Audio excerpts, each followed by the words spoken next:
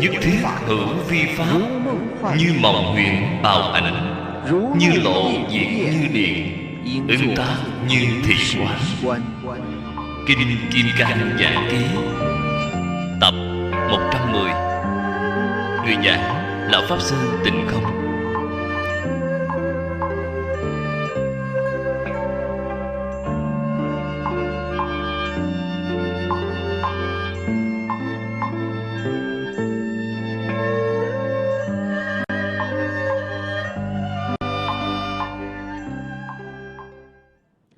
A Tăng kỳ kiếp thứ nhất, họ tu mãn 30 cấp bậc, tổng cộng là 41 cấp bậc. A Tăng kỳ kiếp thứ nhất, họ có thể tu mãn 30 cấp bậc. A Tăng kỳ kiếp thứ hai, tu mãn 7 cấp bậc, sơ địa đến thất địa. A Tăng kỳ kiếp thứ ba, tu mãn 3 cấp bậc. Càng tu lên cao càng khó khăn.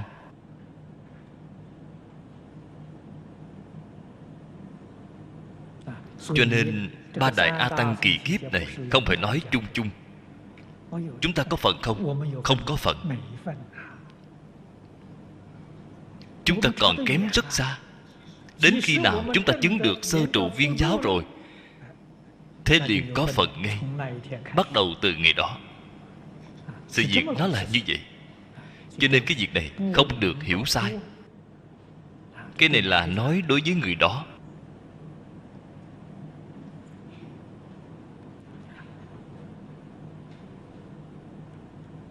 Thử tiết kinh văn, tức thừa kỳ nghĩa.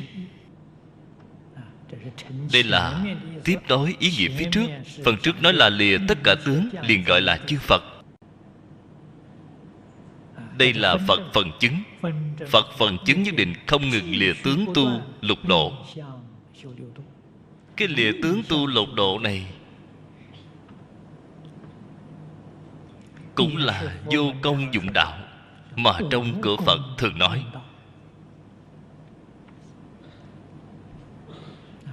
Phàm phu chúng ta tu hành đều chấp tướng. Bạn có thể lìa tướng nổi hay không? Không thể lìa. Khởi tâm động niệm đều là tướng. Bạn hôm nay đã lạy Phật bao nhiêu lạy rồi? Tôi đã lạy Phật bao nhiêu lạy? Bạn thấy tướng ngã, tướng nhân, tướng chúng sanh thấy đều đầy đủ rồi. Bạn hôm nay đọc bao nhiêu quyển kinh? Bạn hôm nay đọc bao nhiêu câu Phật hiệu? Chứ phải đều dính tướng rồi sao? Vậy thì chúng ta muốn hỏi, cái Pháp Thân Đại Sĩ này, cách các ngài tu là tu như thế nào? Các ngài hoàn toàn không có khởi tâm động niệm. Chỗ đó còn có ngôn ngữ gì để nói nữa chứ? Cái cảnh giới này rất khó hiểu. Trước đây khi thầy Lý giảng đoạn này cho chúng tôi, thầy đã nêu ra một thí dụ.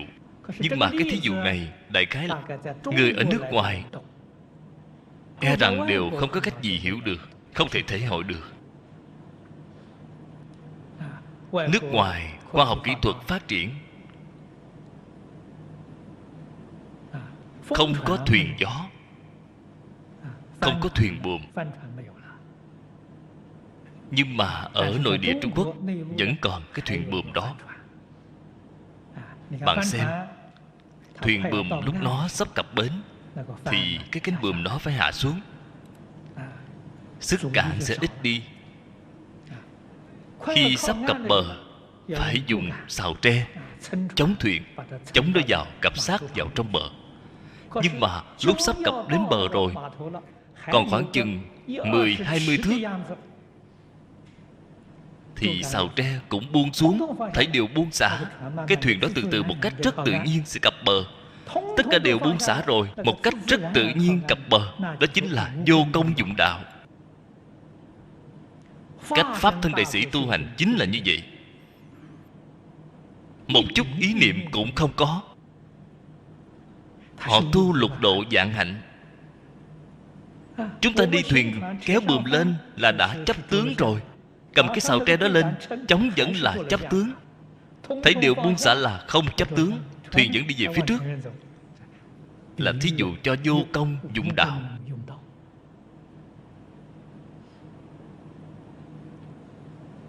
Là cái cảnh giới như vậy, chúng ta không cách gì tưởng tượng được. Cho nên Pháp thân đại sĩ tu hành, chúng ta đều không cách gì tưởng tượng được. Từ trong cái thí dụ này có thể thể hội được một chút đạo gì. Quyết định không được tác ý.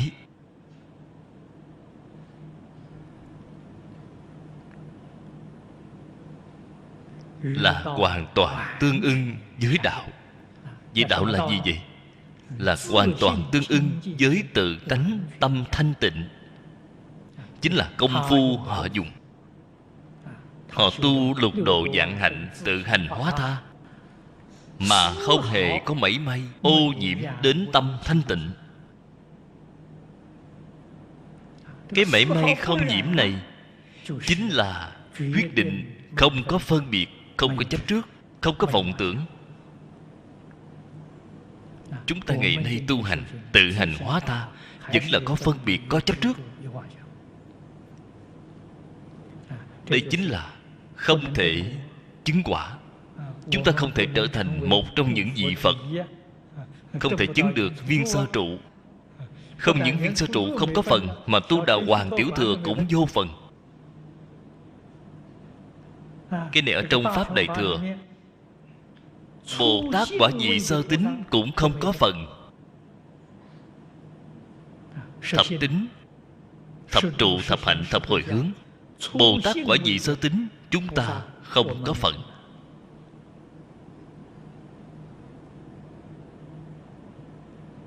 Chúng ta ngày nay nếu như thật sự làm, cũng chẳng qua trên kinh gọi là Bồ Tát tánh tướng mà thôi. Bồ Tát tánh tướng là gì vậy? Là năm thứ nhất Mẫu giáo. Không được tính là cấp học, là năm thứ nhất Mẫu giáo. Bồ Tát quả vị sơ tín là học sinh năm thứ nhất, được tính là cấp học rồi, có thành tựu rồi. Lớp Mẫu giáo không tính.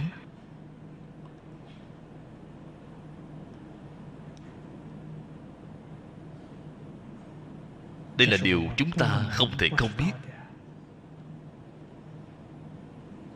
Cái này mới biết tu học Phật Pháp không dễ dàng. Nhưng mà Bồ Tát tánh tướng niệm Phật, cầu sanh tịnh độ, phẩm vị vẫn không thấp. Được. Ngoài con đường này ra, đều không có cách gì khác, đều không thể thành tựu. Chỉ có niệm Phật cầu sanh tịnh độ vẫn có thể cầm được phẩm vị cao. Đây là nói sự thù thắng của pháp môn tịnh độ.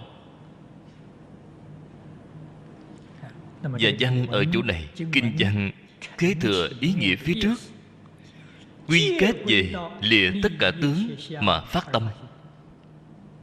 Bồ Tát vào lúc này phải lìa tướng tu lục độ. Lìa tướng tu lục độ, trước tiên phải lìa tướng phát tâm Bồ Đề. Không phát tâm thì sao có thể tu lục độ được chứ? Các vị phải biết, lìa tất cả tướng chính là tâm Bồ Đề. Tại vì sao còn phải bảo bạn phát tâm?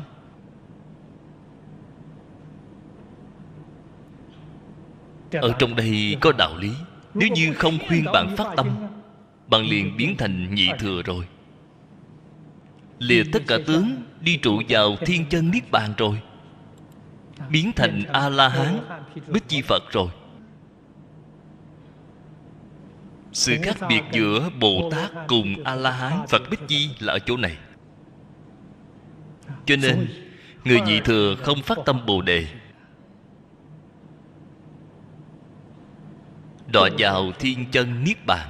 Nếu họ một khi phát tâm Bồ Đề, tiếp tục nỗ lực tu học tiếp nữa, đi giúp đỡ tất cả chúng sanh tu học, thế họ liền vào quả vị Bồ Tát. Đó không phải là tiểu thừa, đây là thuộc về đại thừa. Cho nên lìa tướng phát tâm là cái nhân khởi tu của các pháp thân đại sĩ, là nói đến nguồn gốc. Bất luận là quả vị, tu công, nhân tâm, bạn thấy họ là nhất quán. Nhưng lìa tướng thì luôn luôn nhất quán. Chứng quả phải lìa tướng, tu hành phải lìa tướng, phát tâm phải lìa tướng. Bạn muốn hỏi tại vì sao? Bởi vì lìa tướng là tương ưng với tâm thanh tịnh. Chấp tướng thì mất hết tâm thanh tịnh rồi. Tâm thanh tịnh là tự tánh, tương ưng với tự tánh. Vừa có mảy may phân biệt chấp trước thì không tương ưng với tự tánh. Tương ưng là giác, không tương ưng là mê. Giác mê khác biệt là ở chỗ này. Tắc bát nhã vi quán triệt thủy chung chi pháp môn. Lìa tướng thì chuyển phàm thành thánh chi độ kính, đương khả động minh hỷ. Chữ động này là phải giảng rõ ràng, giảng cho thật sâu. Bạn cần phải hiểu cho thấu triệt, hiểu cho thật sâu.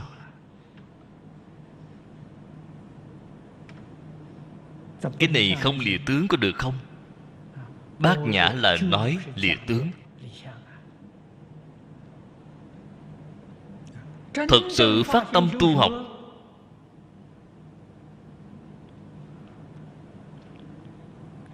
tôi trước đây ở trong các buổi giảng thường hay nhắc đến.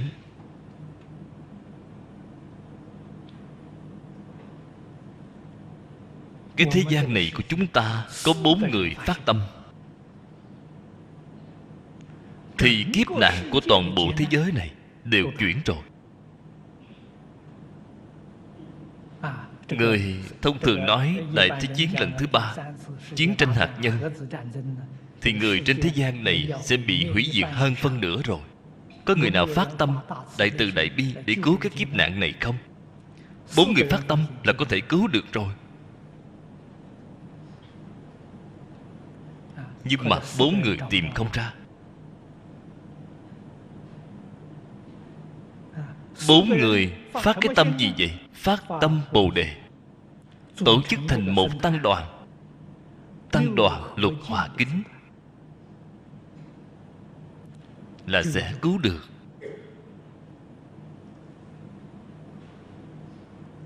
Thật sự tìm không ra.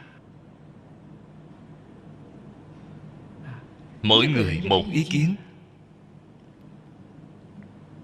2 người 2 ý kiến đều khác nhau. Cho nên Lục Hòa Kính tìm ở đâu bây giờ? Tăng đoàn ít nhất là phải 4 người. Kiến hòa đồng giải, giới hòa đồng tu, đến lợi hòa đồng quân. Có một tăng đoàn như vậy trụ thế thì 10 phương chư Phật đều ủng hộ rồi. Cái thế gian này kiếp nạn liền không còn nữa, liền thay đổi rồi. Không có người nào thật sự chịu hy sinh bản thân, không chịu phát tâm. Ai nấy đều là tự tư tự lợi. Nói xả thân vì chúng sanh, nhất định không làm được, thế thì vô phương rồi. Cho nên nhìn thấy chúng sanh phải chịu cái tai nạn này, bản thân chúng ta có thể tránh khỏi được hay không, việc này cũng không bảo đảm rồi.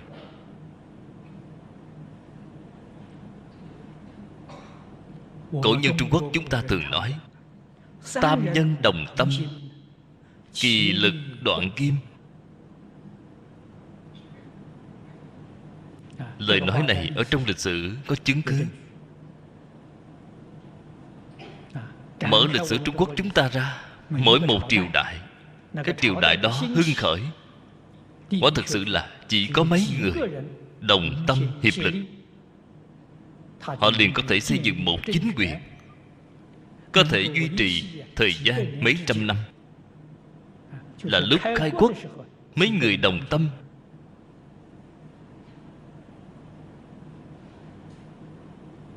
không nhiều. Mở lịch sử của chúng ta ra, có thể mỗi một triều đại cũng không vượt qua 10 người. Cho nên chỉ cần mọi người cùng một tâm là có thể sáng lập nên sự nghiệp lớn.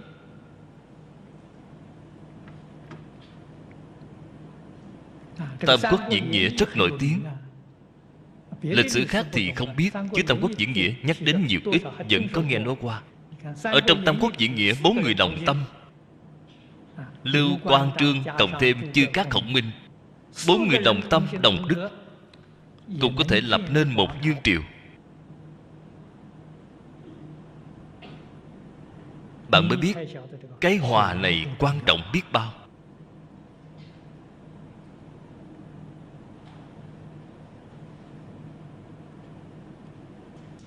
Vì vậy thử nghĩ tăng đoàn chúng ta ngày nay, Phật giáo rơi xuống đến địa vị như thế này, chúng tôi thực sự vô cùng đau lòng. Nguyên nhân ở chỗ nào vậy? Mỗi người một tâm, hai người đồng tâm đồng đức, hợp tác cũng không có. Đâu có đoàn thể lục hòa kính. Giới luật nghiêm đi nữa, bề ngoài là như nhau, mà ở trong tâm khác nhau. Cái đó không có lợi ích gì. Quan trọng nhất là trong tâm giống nhau.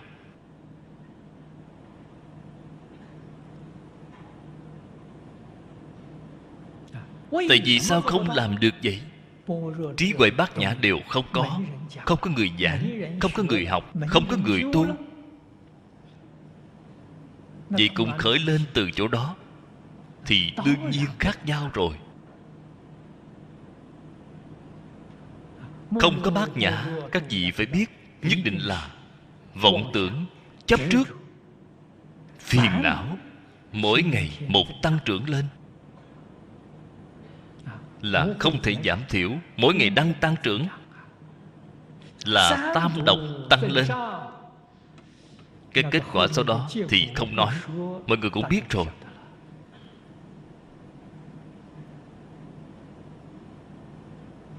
Đâu có quả báo gì tốt được chứ.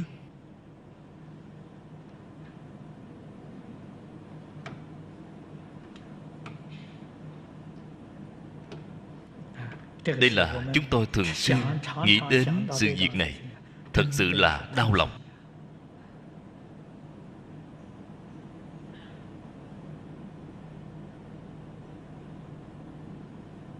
Quả là cơ duyên có thể gặp, không thể cầu.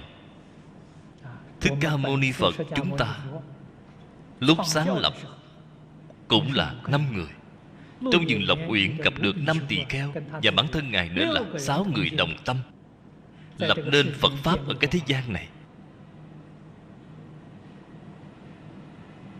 Tăng đoàn sớm nhất của Phật giáo là 6 người.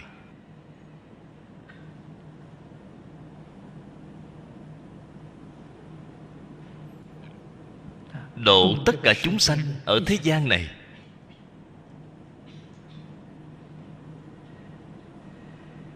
Chúng ta cũng chỉ có thể nói qua một chút mà thôi. Muốn tìm ai, ai cũng không đồng ý, ai cũng không chịu.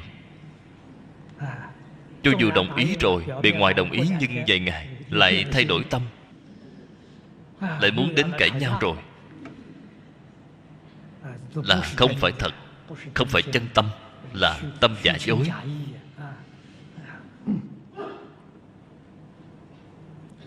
Như vậy chứng minh giáo lý của Bát Nhã ở trong Phật Pháp Đại Thừa là từ đầu đến cuối, đúng là tương ưng với phần trước rồi, không được rời lúc nào. Bạn vừa lìa khỏi Bát Nhã, nhất định là đọa lạc, nhất định là mê hoặc điên đảo. Bát Nhã chính là giác. Bát nhã chính là tất cả đều buông xả, tất cả không chấp trước. Đây là bát nhã. Độ vô biên chúng sanh, lệnh nhập vô dư niết bàn giả, phát bồ đề tâm giả. Thực vô chúng sanh đắc diệt độ giả, ưng ly nhất thiết tướng giả. Đây là cư sĩ Giang sợ chúng ta đọc đến đoạn kinh văn này cảm thấy mờ mịt. Đặc biệt là ở trong kinh văn, bản kinh có nêu ra một thí dụ để cho chúng ta xem, để chúng ta biết phải làm như thế nào. Phát tâm muốn độ chúng sanh, giúp đỡ tất cả chúng sanh giác ngộ. Độ chúng sanh cách độ như thế nào vậy? Học Thích Ca Mâu Ni Phật hoằng pháp lợi sanh.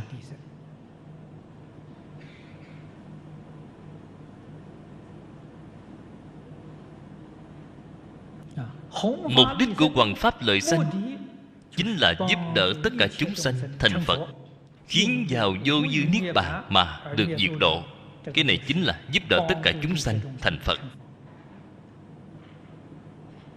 Chăm chỉ làm, nỗ lực làm không nghỉ ngơi. Giống như Bồ Tát Phổ Hiền đang làm không có mệt mỏi vậy. Tuy là đang làm, mà thật không có chúng sanh nào được diệt độ. Ở trong tâm rất sạch sẽ, như không có chuyện gì. Đó chính là lìa tướng, đó là bát nhã. Nếu như làm chấp tướng thì sai rồi. Đó không phải là Pháp Thân Đại Sĩ rồi. Cũng là Bồ Tát, gọi là Bồ Tát Quyền Tiểu, là Bồ Tát ở trong Tiểu giáo, Quyền giáo, không phải Bồ Tát Đại Thừa. Bồ Tát Đại Thừa là lìa tướng, làm mà không làm. Làm là sự, làm rồi trong tâm không làm.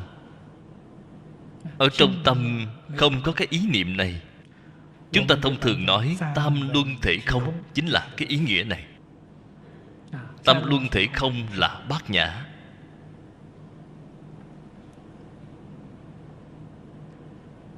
Ông nêu cái thí dụ này hay. Nêu cái thí dụ này để chúng ta hiểu rõ Phật là làm như thế nào. Độ chúng sanh mà chẳng thấy mình độ, không thấy độ mà độ. Phật thuyết Pháp, thuyết mà không thuyết, không thuyết mà thuyết. 49 năm hàng ngày nói mà không nói một chữ nào. Không nói một chữ nào là trong tâm Ngài không có. Ở trong tâm thanh tịnh không lưu lại một chữ nào. Thực ra Phật 49 năm hàng ngày nói là hoàn toàn không có nghỉ một ngày nào.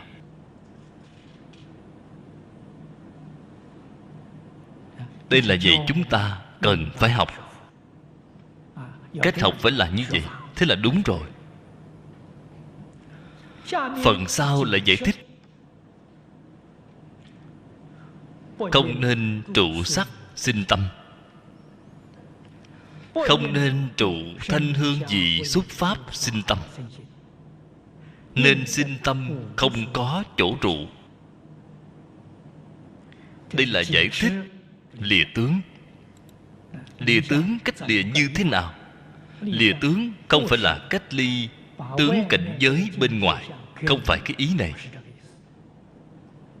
Tướng cảnh giới bên ngoài bảo bạn cách ly, bạn vĩnh viễn không thể cách ly được.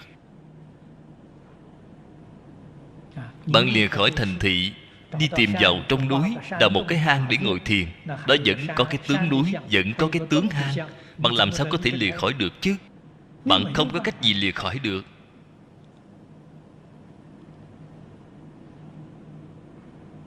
Cái này các vị phải biết. Phật vì chúng ta lìa tất cả tướng là lìa cái tướng ở trong tâm.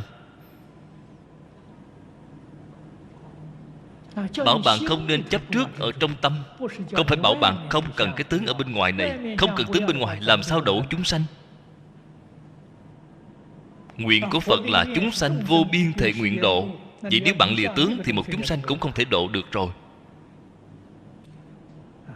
Không phải lìa tướng bên ngoài, là lìa cái tướng chấp trước ở trong tâm. Cái tướng đó có hại, đã làm hại chúng ta. Phật Pháp chúng ta tu không thành công là do chúng ta đã chấp cái tướng này.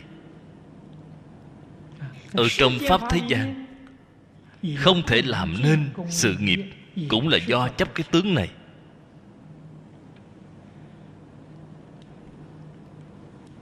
Cho nên cách giải thích này là hay rồi, khiến cho chúng ta biết được những cái nào không được chấp trước.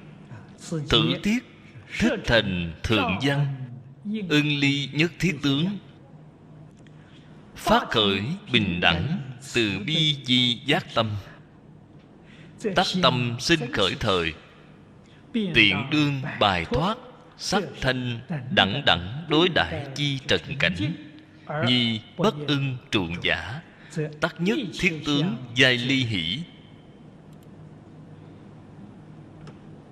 Như thế đây là trước tiên nói lìa tướng, chính là nên không có chỗ trụ.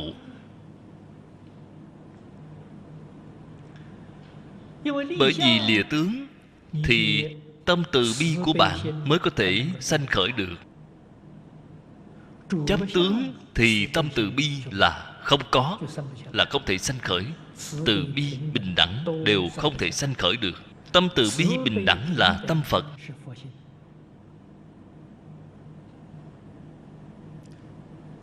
Cũng chính là chúng ta gọi là chân tâm.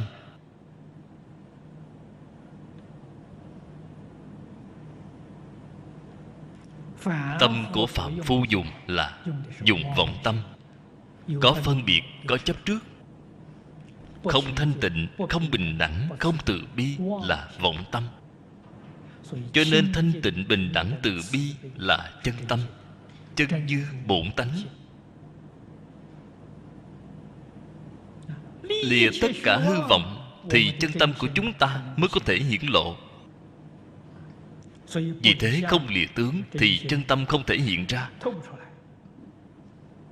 không khởi tác dụng. Phật ở chỗ này dạy chúng ta, khi tâm chúng ta sinh khởi lên, chúng ta thường nói khởi tâm động niệm. Khi khởi tâm động niệm phải dùng công phu ở chỗ nào vậy? Phải đem tất cả tướng trần cảnh của sáu căn đem nó trừ sạch.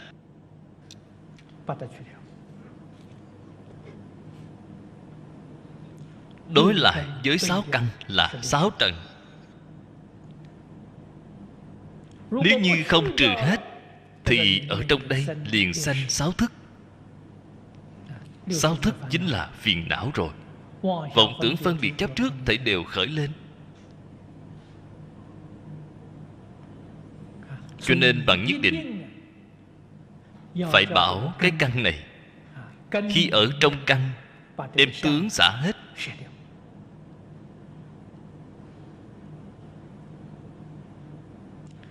Cái cách nói này e rằng mọi người sẽ không dễ dàng thể hội được. Chúng tôi đưa ra một thí dụ để nói.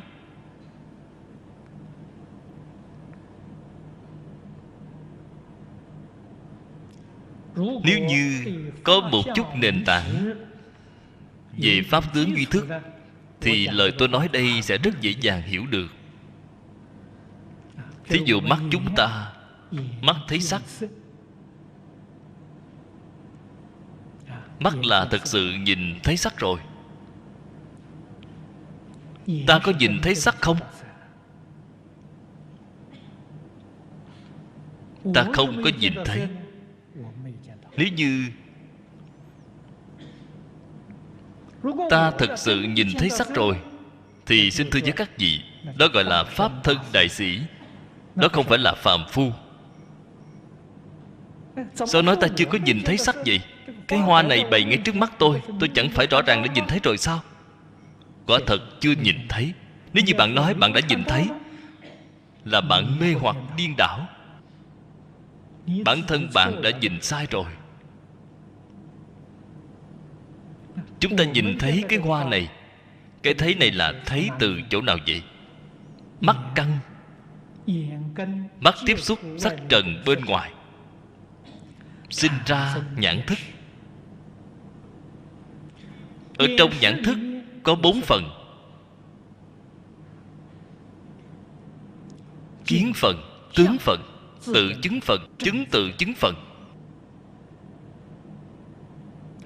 Chúng ta có thể tạo nghiệp, có thể phân biệt chấp trước, khởi vọng tưởng cho rằng ta. Đó là gì vậy? Đó là thức thứ 6.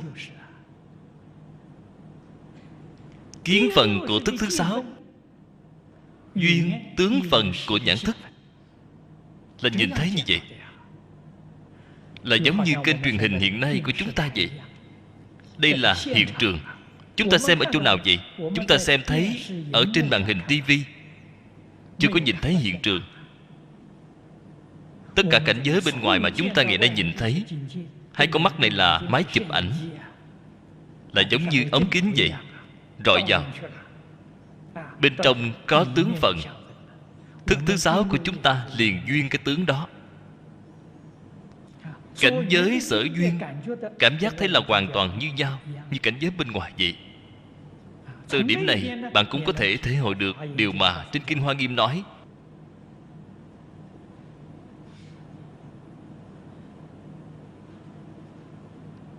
lớn nhỏ không khác. Bên trong nhãn căn, bên trong nhãn thức của chúng ta, ở trong cái màn hình nhỏ đó hiện tướng, khiến cho chúng ta cảm giác thấy là hoàn toàn giống với cái hiện tượng bên ngoài này vậy. Cái tướng lớn, tướng nhỏ này không có. Cho nên hạt cải có thể chứa núi tu vi. Hạt cải thí dụ cho cái gì vậy? Dụ cho ý thức thứ 6, cái tướng phần đó.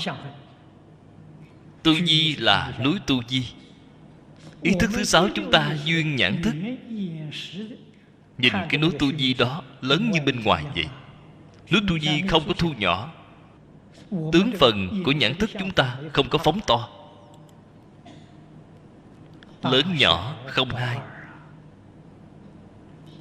tánh tướng nhất như. Cái lý này đã giảng tương đối sâu một chút rồi. Chân tướng sự thật nói ra rồi. Cho nên ở trong tất cả dạng pháp, đâu có lớn nhỏ. Lớn nhỏ là cảm giác sai lầm của bạn. Dài ngắn cũng là cảm giác sai lầm của bạn. Chân tướng sự thật thì sao? Dạng pháp nhất như. Dạng pháp không hai. Đó mới là chân tướng sự thật.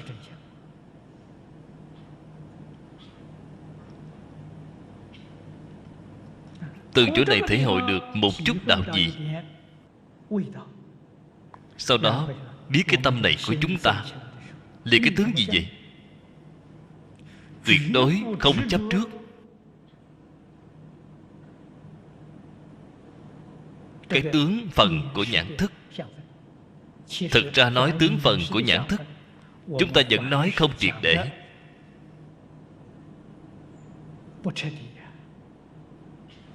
Điều này thật sự nếu như khi giảng lại, chân tướng sự thật không phải cái sự việc như vậy.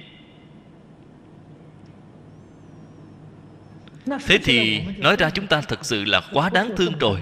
Phật nói chúng sanh là kẻ đáng thương xót. Điều này không sai chút nào. Chúng ta vẫn chưa có nhìn thấy hình ảnh của truyền hình đầu tiên. Cái chúng ta nhìn thấy là gì vậy? Là từ cái hình ảnh truyền hình đầu tiên phát sóng, tiếp sóng thấy hình ảnh của truyền hình khác. Cái hình ảnh đó là ở đâu? Là tướng phần của ý thức thứ 6. Là từ tướng phần của nhãn thức phát sóng thành tướng phần của ý thức thứ 6. Ý thức thứ 6 duyên theo tướng phần nhãn thức thì sao? Tự mình biến ra một cái tướng phần. Kiến phần của ý thức thứ 6 là duyên theo tướng phần của mình. Vậy mới nhìn thấy được. Phát sóng không phải là trực tiếp. Tướng phần do nhãn thức tạo thành là trực tiếp. Ý thức thứ sáu từ đó tiếp nhận qua biến thành cái tướng phần thứ hai, là sao chép lại chứ không phải trực tiếp. Chúng ta cho rằng cái hình ảnh này tôi thật sự nhìn thấy rồi. Cái này có trời mới biết. Chưa có tiếp xúc được thế giới bên ngoài. Các vị phải biết, chúng ta vĩnh viễn núp ở trong cái vỏ này, giống như xe hơi hiện nay vậy. Vĩnh viễn ở trong xe, hoàn toàn chưa có bước ra một bước nào. Cái mà bạn xem xuyên qua mấy lâm kiến, nhìn thấy bên ngoài, không phải thấy trực tiếp.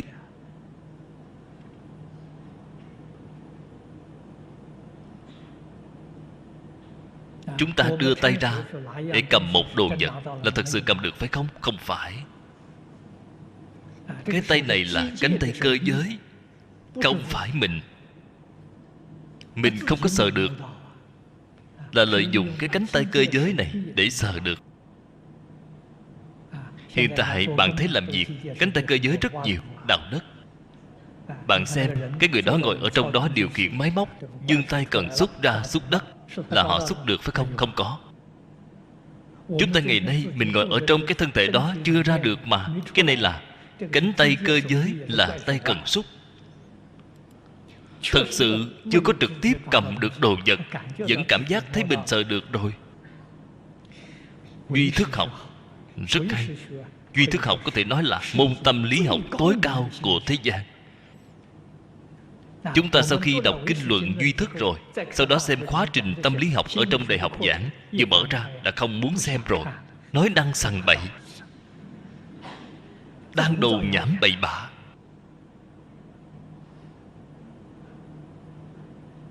Chúng ta mới hơi biết một chút về chân tướng sự thật. Cho nên tất cả tạo tác toàn là hư vọng. Bản thân hoàn toàn chưa có tiếp xúc được cảnh giới thật bên ngoài. Nó đâu phải là sự thật. Cho nên Phật dạy chúng ta không nên trụ, là không nên trụ vào tám thức và 51 tâm sở của chúng ta. 51 tâm sở cũng có 4 phần. Không chấp cái tướng phần đó, không phải sắc tướng bên ngoài, là bảo chúng ta không chấp tướng phận của 8 thức và 51 tâm sở. Thế thì được rồi. Thế là có thể chuyển thức thành trí rồi. Chuyển 8 thức thành 4 trí. Nếu như bạn vẫn chấp cái tướng phận này, thì bạn làm sao có thể chuyển nổi? Bạn suốt ngày dùng cái gì vậy? Cái mà bạn suốt ngày dùng là 8 thức 51 tâm sở. Bạn là dùng cái thứ này. Cái thứ này ở trong Phật Pháp gọi là vọng tâm. Đó không phải là chân tâm. Chúng ta trôi lăn trong lục đạo, ai là chủ nhà vậy? Vọng tâm là chủ nhà. Vọng tâm làm chủ, cũng chính là nói tâm tâm sở làm chủ. Tâm tâm sở là chủ nhà. Thế làm sao có thể kiến tánh được chứ? Làm sao có thể chuyển được?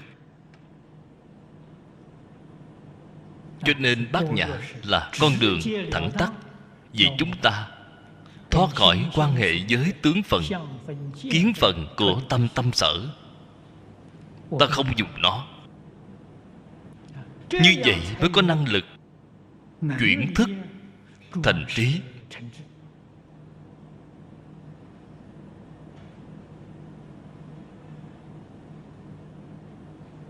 Ở trên quả địa Như Lai,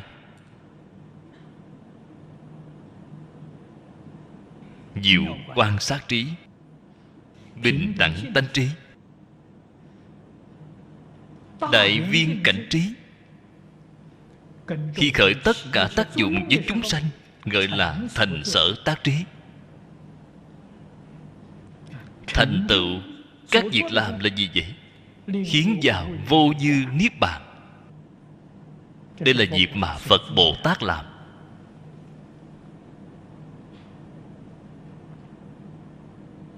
Đây là mục tiêu cuối cùng.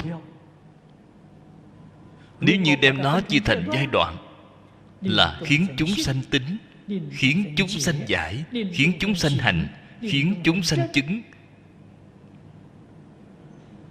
đều là thành sở tác trí. Không có trí huệ làm sao được chứ? Trí huệ từ đâu mà có vậy? Lìa tướng.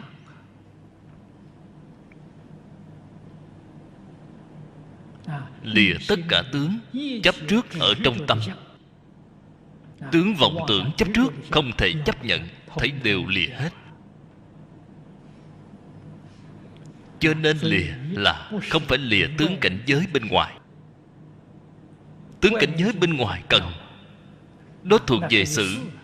Trong Kinh Hoa Nghiêm nói rất hay. Các bạn đều rất thích Hoa Nghiêm. Hoa Nghiêm nói lý sự vô ngại. Sự vô ngại. Cái đó không có chướng ngại. Chướng ngại là do tâm sở. Tâm sở hai phần kiến. Tướng là chướng ngại lớn. Bạn cần phải nhận thức đó. Cần phải đem nó buông xả, hồi phục về tự tánh tâm thanh tịnh. Thế thì được. Đây là nói sắc, thanh, dần dần trần cảnh đối đãi. Tai không nên trụ trước. Không nên trụ trước thanh. Mắt không chấp trước sắc. Tai không trụ thanh. Mũi không trụ hương. Lưỡi không trụ vị. Thân không trụ xúc. Ý không trụ pháp. Cái không trụ này chính là chuyển thức thành trí rồi. Không trụ chính là xả.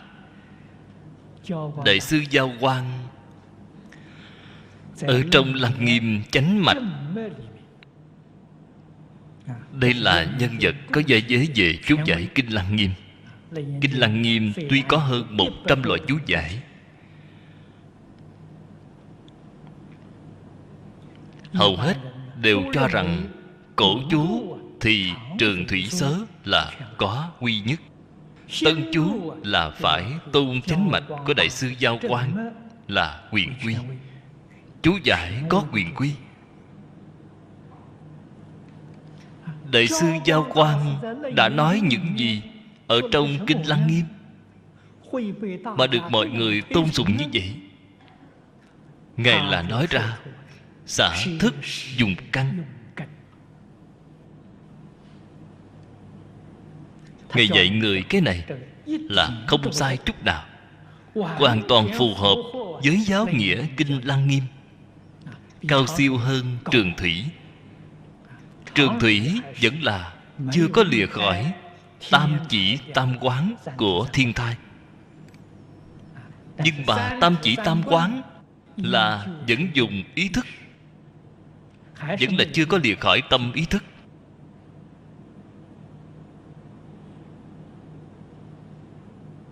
Đại sư Giao Quang hoàn toàn không dùng phương pháp chỉ quán của tông thiên thai, trực tiếp thẳng tắc là xả thức dụng căn.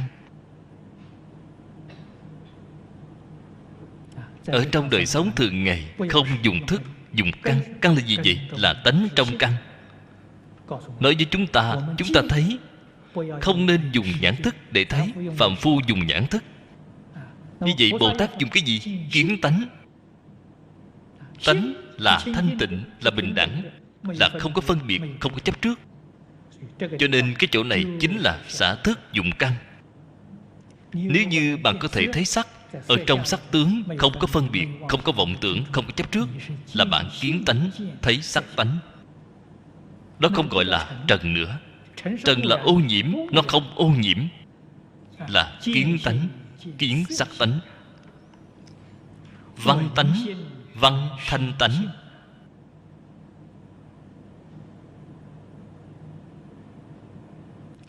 Không những chuyển tám thức thành bốn trí, chuyển 10 pháp giới thành nhất chân pháp giới. Sắc tánh, thanh tánh là ở trong nhất chân pháp giới, không phải ở trong 10 pháp giới.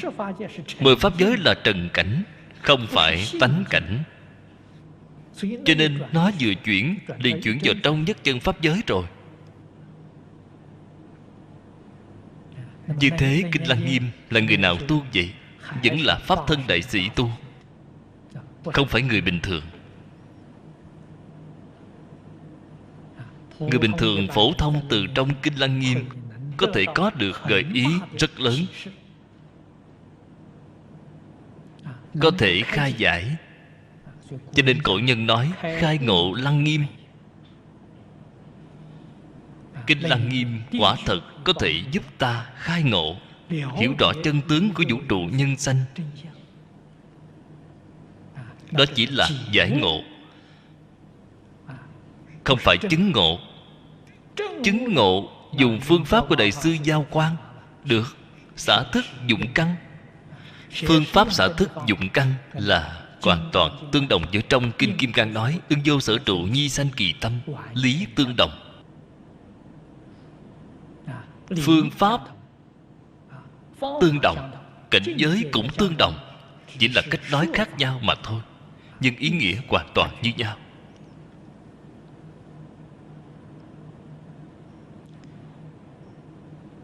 Như thế đây là đã nói câu phía trên này. Phía dưới thì sao? Thì ưng sanh vô sở trụ tâm, đẳng ưng sanh khởi ư sở hữu, đối đại đích trần cảnh, nhất vô sở trụ đích tâm, nái thị bồ đề tâm thì giả. Cái tâm bồ đề này, tâm bồ đề nó ra làm sao? Đã nói ra rồi. Ở trong tất cả trần cảnh đều không có chỗ trụ. Cái tâm này chính là tâm bồ đề. Các vị phải nhớ kỹ, hoàn toàn không có lìa khỏi tất cả cảnh giới đối đãi. Cảnh giới ngay trước mặt, ở trong tâm như không có chuyện gì. Không những ở trong cảnh giới không khởi tâm tham sân si, ở trong cảnh thuận không khởi tâm tham ái, ở trong nghịch cảnh không khởi tâm sân hận. Bằng ở trong cảnh giới vĩnh viễn duy trì tâm bình đẳng, tâm thanh tịnh. Đây chính là tâm bồ đề. Cảnh giới thuận nghịch hiện tiền, thuận cảnh khởi tham ái, nghịch cảnh khởi sân hận. Đó là tâm luân hồi. Đó là cái tâm tạo lục đạo luân hồi, không phải tâm bồ đề. Đó là tâm nhiễm ô. Cái này chúng ta phải hiểu cho rõ ràng, hiểu cho minh bạch. Cái tâm bồ đề này cũng khó thật. Chúng ta thường hay nói ở cửa miệng phát tâm bồ đề, chính là hai bờ môi này đang nói. Ngoài hai bờ môi này ra thì chẳng có gì cả. Đó là giả, chứ không phải là thật. Đại sư Ngẫu Ích ở trong Yếu Giải Di Đà nói với chúng ta: một lòng một dạ cầu sanh Tây Phương tịnh độ. Cái tâm này chính là tâm Đại Bồ Đề. So sánh thật kỹ với tiêu chuẩn của Kinh Kim Cang, có giống nhau hay không? Là như nhau.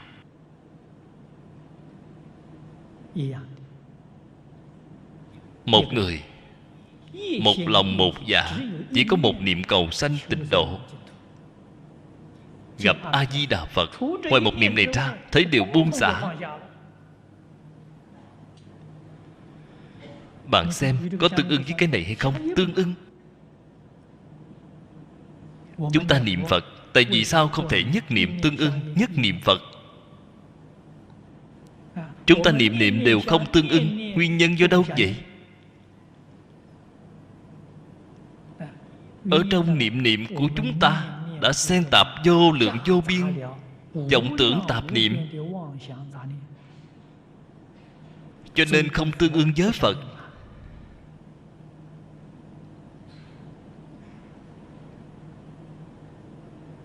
Còn tự mình cho rằng niệm rất tốt rồi, giống như công phu cũng rất đắc lực, Cầm kinh điển lên vừa so sánh là thấy tiêu rồi.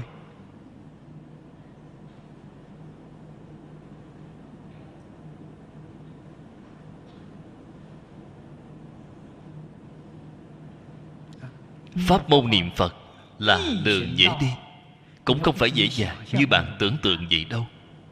So sánh với trong tất cả pháp môn thì nó là dễ nhất. Bạn không nên xem quá dễ dàng. Xem quá dễ dàng thì đời này không thể đi được. So với những pháp môn khác thì nó là dễ dàng. Thật sự mà nói, cũng phải thân tâm thế giới tất cả buông xuống thì cái niệm này của bạn mới tương ưng. Vẫn còn thế duyên không buông được, vẫn muốn để ở trong tâm, thì cái niệm Phật đó là vô dụng. Nhất định phải buông xả, nhất định phải không trụ vào đâu. Chúng ta giảng sanh thật sự có Phật nắm chắc.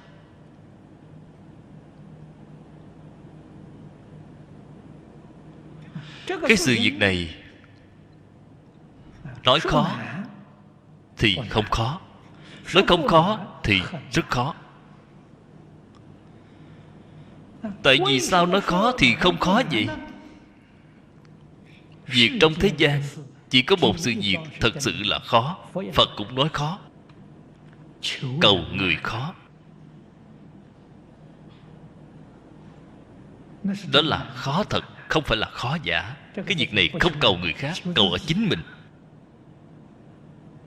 Mình chịu thì không khó, mình không chịu làm thế thì khó rồi. Vì này không phải cầu người.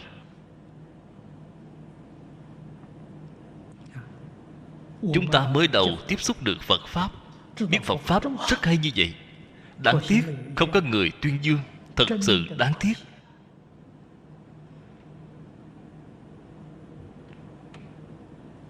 Biết bao nhiêu người học Phật, hỏi họ Phật là gì, không biết. Bạn nói điều này đáng tiếc biết bao. Tại vì sao là tạo thành cái tình trạng này vậy? Người tuyên dương quá ít. Cái này bản thân chúng ta mới phát tâm ra làm. Ta không phát tâm, khuyên người khác phát tâm, người ta không đồng ý, người ta không chịu. Khuyên người khác không được, chỉ có khuyên chính mình. Tự mình đi làm.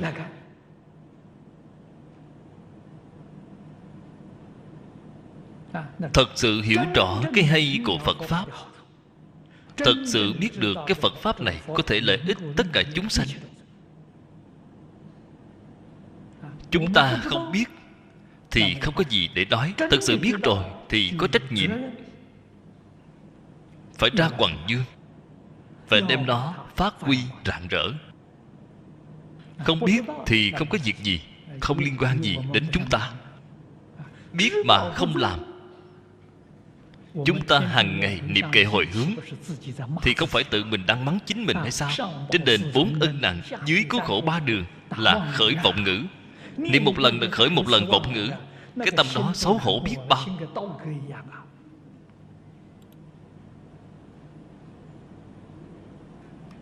Cái này gọi là gì vậy? Tự mình gạt chính mình, tự dối mình, dối người. Chúng ta còn nói là đang tạo công đức.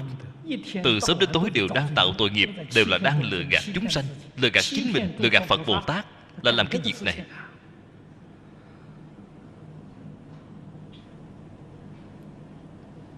Một chút tâm hổ thẹn cũng không có.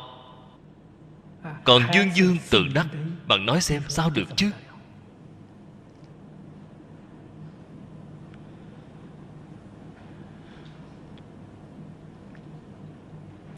Cho nên khuyên người khác không được, cầu người khác không được, quay trở lại tự mình phát tâm, tự mình chăm chỉ nỗ lực đi làm, dốc sức làm.